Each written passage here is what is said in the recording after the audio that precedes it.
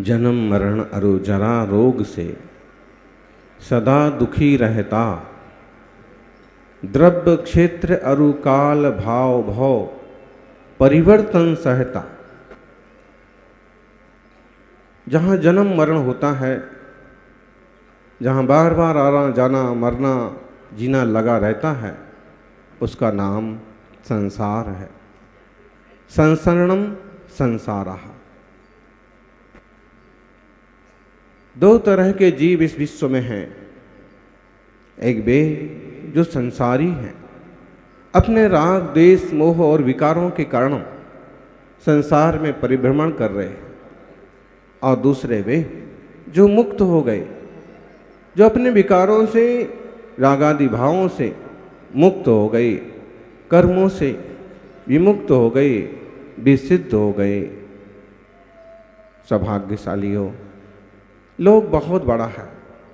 343 घनराजु प्रमाण इस लोक को ऊर्ध्वलोक, मध्यलोक, अधोलोक रूप से बांटा गया। त्रिलोक परिणति, त्रिलोक सार जैसे ग्रंथों में काफी गंभीरता से विश्लेषण किया, जबकि मूलाचार में आचार्य श्री ने लोक को और अलग ढंग से बताया। उन्हें कहा कि लोक के 10 भेद भी हो सकते हैं, संसार के अनेक भेद भी हो सकते हैं। द्रव्य संसार, भाव संसार,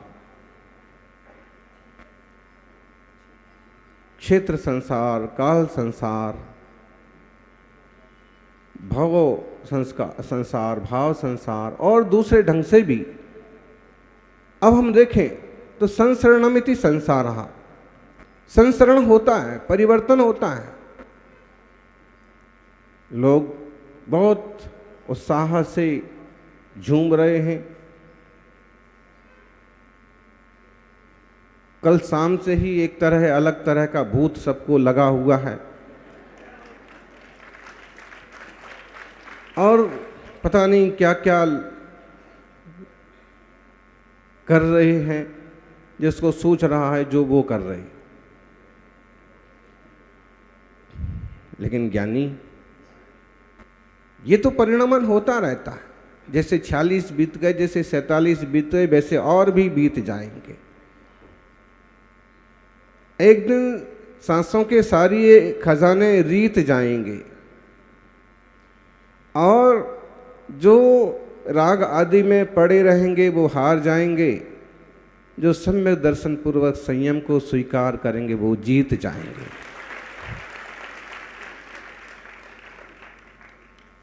इस संसरण से बचने का और कोई तरीका नहीं है।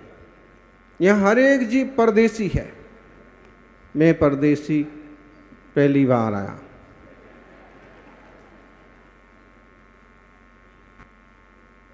सम्यक दर्शन पाने भगवान के द्वार आया। हर एक व्यक्ति परदेसी है।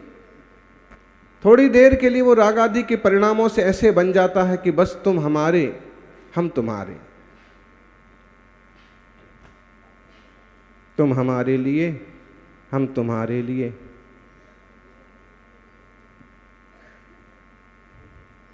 लेकिन जैसे ही परिणाम चेंज हुए तो कोई हमारे हमारे नहीं रहते हैं और तुम्हारे तुम्हारे नहीं रहते।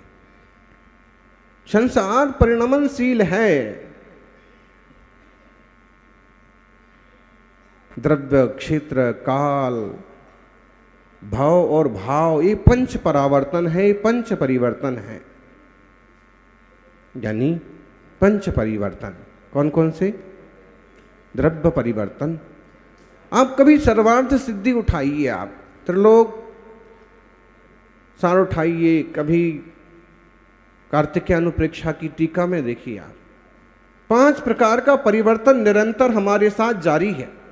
द्रव्य परिवर्तन, क्षेत्र परिवर्तन, काल परिवर्तन, भव परिवर्तन और भाव परिवर्तन। परिणमन, चेंजिंग, ये रूल्स है दुनिया का, संसार का परिवर्तन। आप इसे रोक नहीं सकते हैं। लोग कहते हैं कि हम इस तरह की चीज बनाएंगे जो कभी खराब नहीं होगी।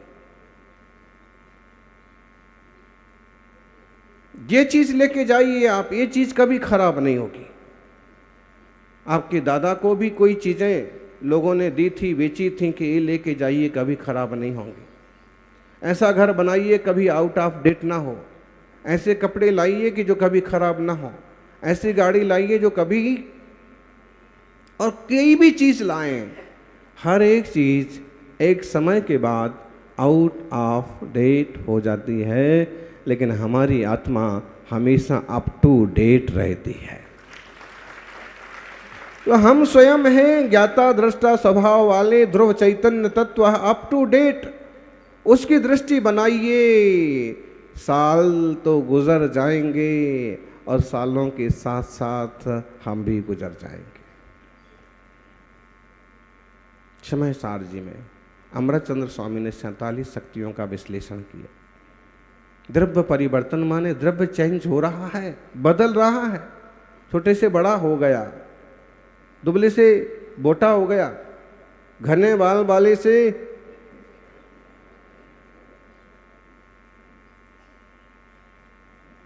बचपन में बच्चे को चंदा दिखाती थी माँ, ऊपर चंदा देख बेटा। एक उम्र के बाद बचपन में बच्चे को चांद दिखाती थी माँ, और एक समय के बाद पत्नी दिखाती है चांद। वो ऊपर है, ये नीचे है, परिणमन जारी है। क्या करेंगे आप? नजरें उठा के देखो, ऊपर भी चांद है, और टोपी उठा के देखो,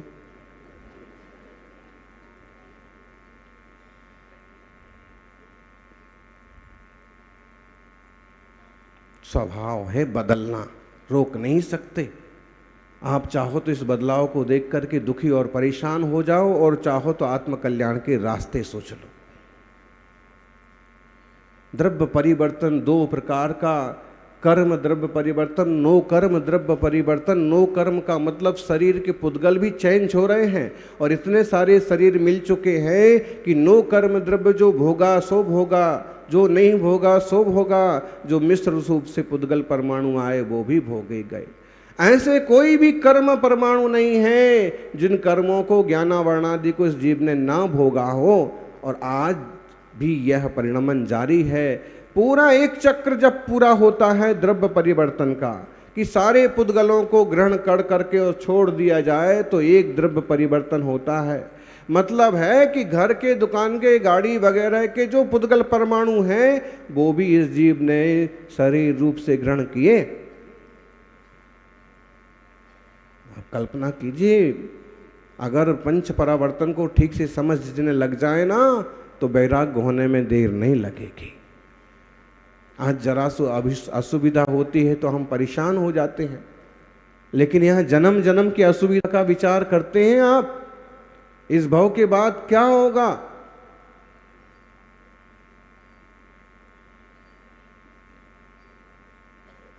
संसार किसे कहते हैं?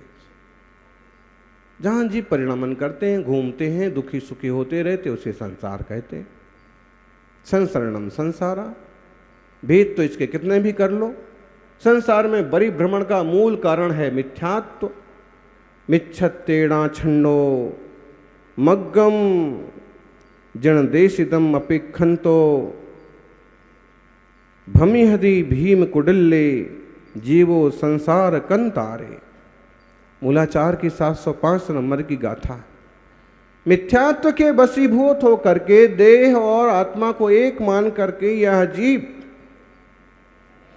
जिन भगवान के द्वारा कहे गए मार्ग को स्वीकार नहीं करता है, और भयंकर कुटिल इस संसार रूपी वन में भ्रमण करता है।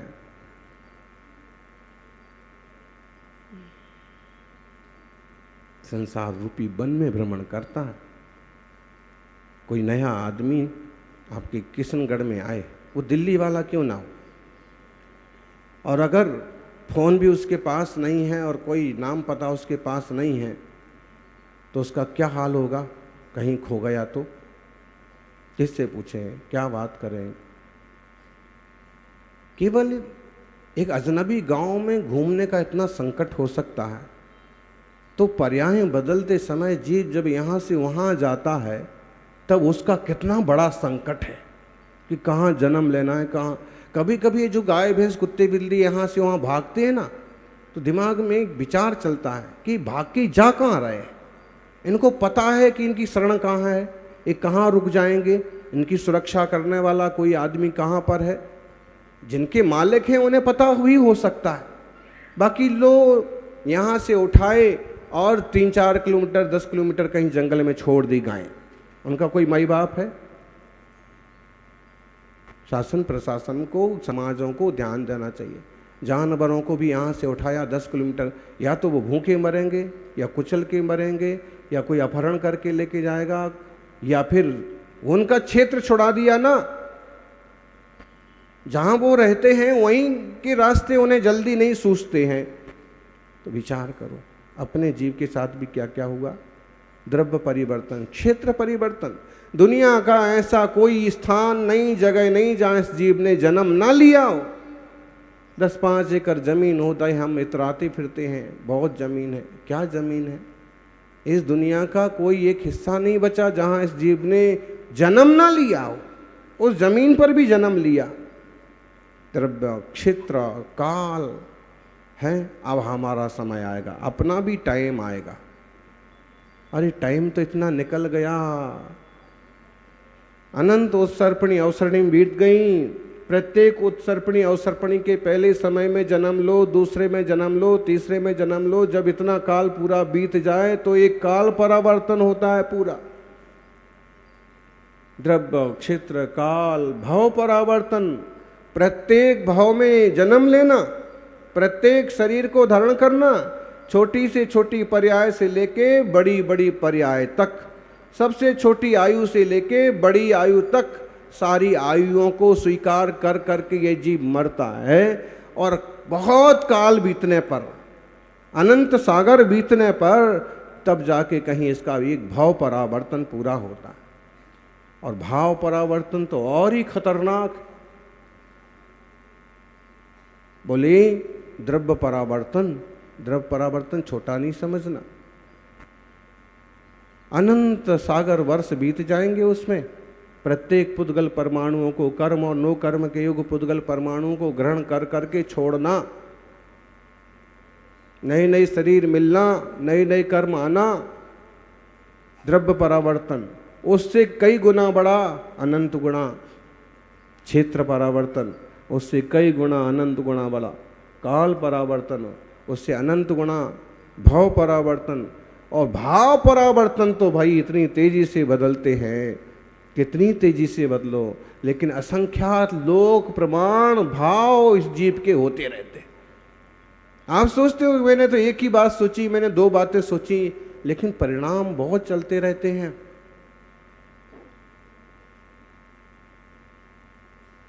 डाटा बॉक्स होता है ना, अगर आपका माइंड का डाटा बॉक्स खोला जाए, इसमें इतने विचार निकलेंगे। हर आदमी दिन भर में हजारों विचार कर लेता है, हर मिनट में 100 से ज्यादा विचार ये व्यक्ति करता रहता। कितने भाव परिवर्तन हो रहे हैं। द्रव्य, क्षेत्र, काल, भाव, भाव पर, यदि 5 का एक चक्र पूरा होता है तो एक परिवर्तन, एक परावर्तन पूरा होता कहलाता है। इन परावर्तनों के बीच में जीव ने सारी पर्यायें भोगी। राजा, महाराजा, चक्रवर्ती, इंद्र, महेंद्र सब कुछ बन गए, लेकिन एक बार मोक्ष मार्ग प्राप्त नहीं किया। क्योंकि पुण्य पुरुष जो होते हैं वो सम्यक दर्शन पूर्वक ही बनते हैं, और सम्यक दर्शन के कारण से थोड़े भावों में भाव पार भी हो जाते हैं। आग्रह इतना है आपसे, देह पर इतराएं नहीं, धन संपत्ति पर इतराएं नहीं। जो मौका मिला है इसका सही सही उपयोग करें। देवशास्त्र, गुरु की आराधना, आत्मचिंतन और स्वाध्याय की रुचि ज़्यादा से ज़्यादा बनाए रखें। जिसमें आश्रव बंद हो, जिसमें संक्लेश हो, इस तरह का कोई काम ही ना करें। कोई ज़रूरत नहीं है, कोई हमें जाने न जाने, कोई फर्क नहीं पड़ता। हमने अपने आप को जान लिया तो फर्क जरूर पड़ता है। अपने ज्ञाता दृष्टा स्वभाव को जान करके अपने में रमेंगे जमेंगे तो भाव पार चले जाएंगे।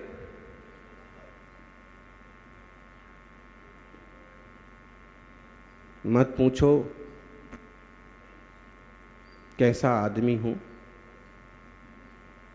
मत पूछो कैसा आदमी हूं, जाने के बाद याद आऊंगा ऐसा आदमी हूं।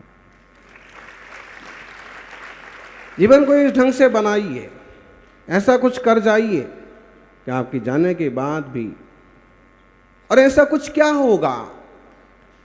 अरे जिसने स्वतत्व को जाना, तत्व को जाना, उसका जीवन इतना निर्मल हो जाता है कि खुद वेद विज्ञान के बल से आगे बढ़ता है,